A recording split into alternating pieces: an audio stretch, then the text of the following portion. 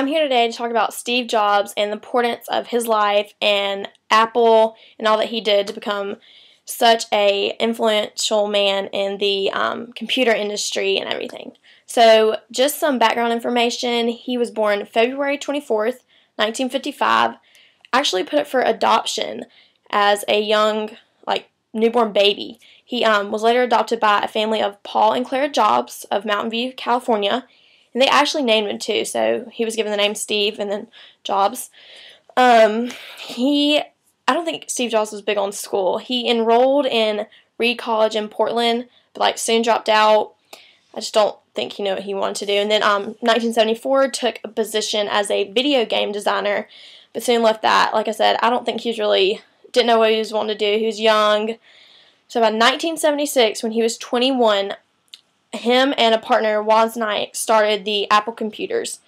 They were started in a garage, first off, and they just started by making smaller, cheaper, and easy everyday access computers for consumers, which is perfect. It's what we all wanted.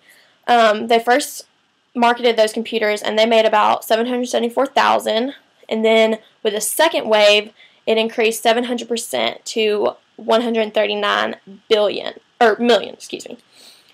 So after those few products were being sold and stuff, they experienced a couple of recall items and flaws, and this company named IBM was about to buy them out, and it just wasn't working out. So they gave it one last shot. In 1984, they released the Macintosh, which was a marketing computer for culture, youthful, more creative lifestyle.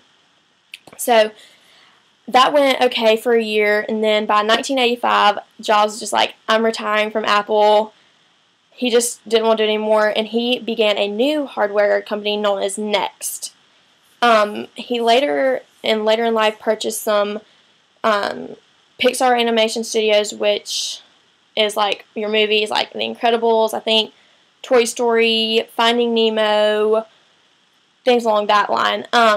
Jobs returns to Apple later to help make things better and changes and new management and salaries and things along that nature.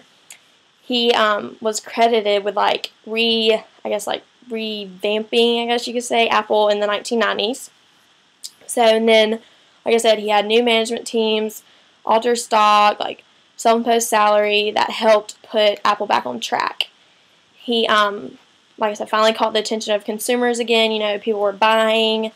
He's just it just took off. Things like the iPhone, which, were later to come, obviously, were a big hit. iPods, iPads, anytime in today's world you see a new iPad or new iPhone or new software update, Steve Jobs was credited for doing all that. He's so important in the, I guess, marketing computer world today. But in early 2009, Jobs had some health issues. He had a liver transplant, and then the doctors were telling him he needed to change, he was having some issues, and he's just no, it's okay, I'll just get that liver transplant. And then by 2003, he was actually diagnosed with pancreatic cancer, which, if y'all know, Patrick Swayze died from that pretty quick. It's nothing to play around with.